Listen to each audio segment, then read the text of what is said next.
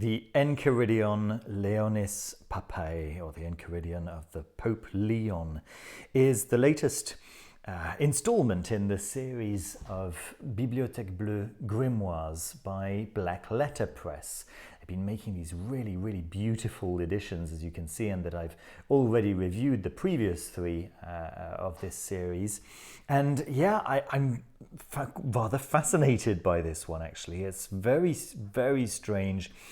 Kind of different from the previous three for reasons that I'll get into shortly. But just off the bat, this one is a little bit older than the previous two. Maybe a little bit of background. The Bibliothèque Bleue was a series of popular grimoires that were peddled door to door in the 18th century in France. And this one is actually a 17th century book, and it became quite popular because it was found in the possession of one of the people who was convicted in the the affair of the poisons in France, which was basically a massive scandal in France where a lot of noble people were being assassinated, to the point that actually even Louis XIV was worried that he might be the next target. But so one of the people who was held responsible was found in possession of this very odd book, and this kind of inflamed the imagination of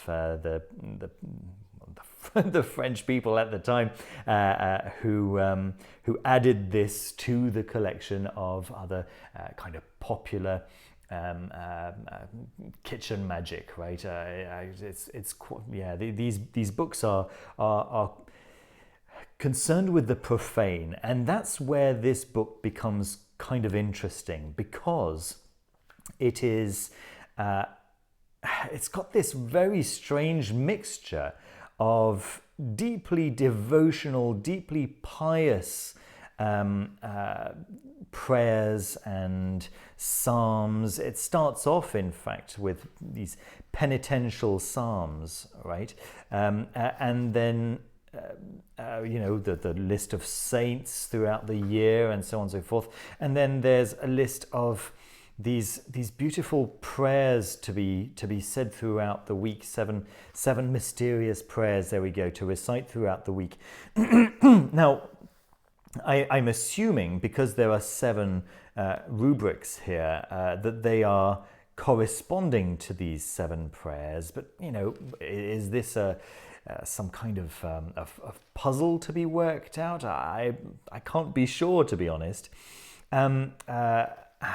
So there's this very pious, very Christian aspect, and then you dig a little bit deeper, and the further you get into the book, the further we get into kind of ceremonial magic, which again isn't that far removed from pious Christianity. But then you kind of get to these really profane spells, just very, very mundane witchcraft, kind of kitchen magic with just very profane concerns, for sore eyes, various. It's very often it's prayers, it's things to be said, but nevertheless, I think there was one for to get rid of hemorrhoids at one point. I really, really liked the introduction by Paul Summers Young here, in which he says that the point here for us, I suppose, really is going to be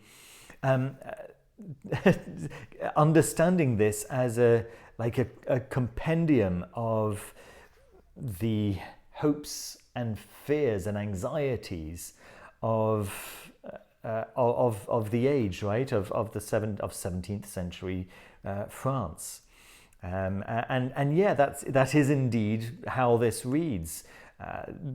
17th century rural France would have been concerned with going to church and and staying alive, you know, and the kind of the kind of kitchen magic that would be maybe required for just for not too much discomfort, you know. Lots and lots of talismans all the way through. The frontispiece itself is a talisman, but yeah, it's very, very cool to see all these talismans.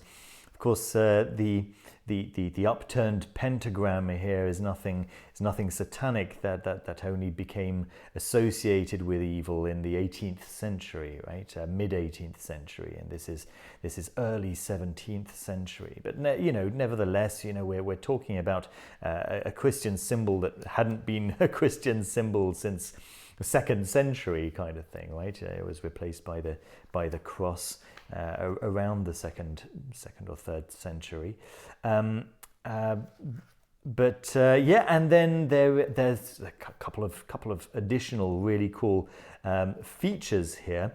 And the first is that we're getting the entire original text in Latin and Old French. So it's kind of interesting as well to see that so much of the rather pious aspects of the book are in Latin, and the spells against hemorrhoids are in French. So yeah, that's very cool. And then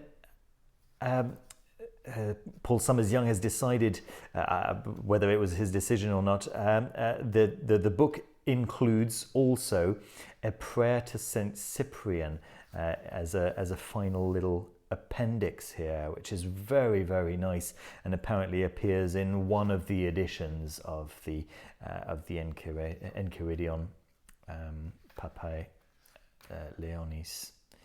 There we go. And yeah, all these talismans all the way through, which are very, very cool. Yeah, so really nice in terms of the quality. We're looking at the top-notch quality of black letterpress. You know, it's brilliant as always. We get this very nice bookmark ribbon, right? Which is cool. It's it's a very nice size. It's not uncomfortably short as I've seen in some editions, but no, that's never been a problem with black letterpress. It's Smith sewn. This is the 1st edition, and so it's this lovely buckram, which I love so much. It feels so nice on your hands, and in terms of the size, well, it's the usual black letterpress small format. But it's if I zoom in here, you'll be able to see that there are 5 to 7 words per line, sometimes fewer, sometimes a little bit more if they're very short words. But the lines are short, basically, meaning that the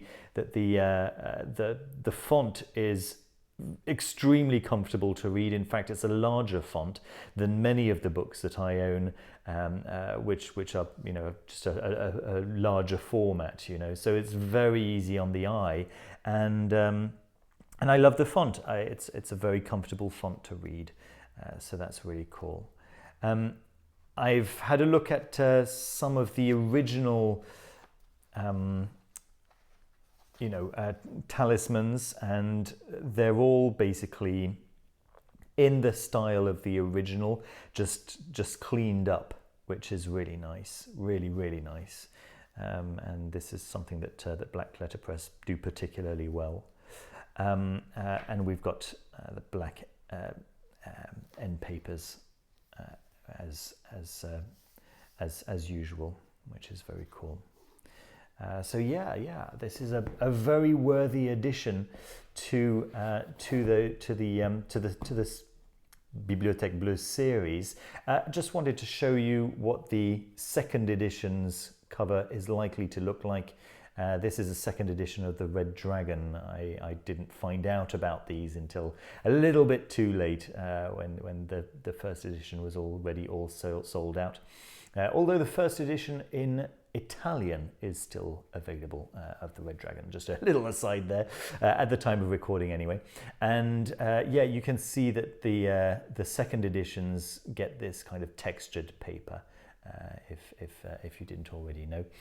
And I would expect that that will be the case when this first edition of the Enchiridion Leonis Papae sells out, which is likely to be very soon. These books don't stay in print for very long. They're very sought after items. Thank you ever so much for watching the review. Don't forget to leave a thumbs up if you enjoyed it, and subscribe down below if you haven't done so already. And yeah, check out the description and where you can find out where you can buy this. There's a link to Black Letter Press, of course. As always, with all my videos, I give you links to where you can find the books.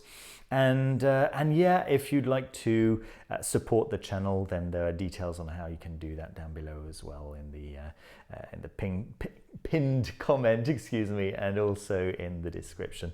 So thanks once again for watching, and see you very soon with another video. Take care. Bye bye.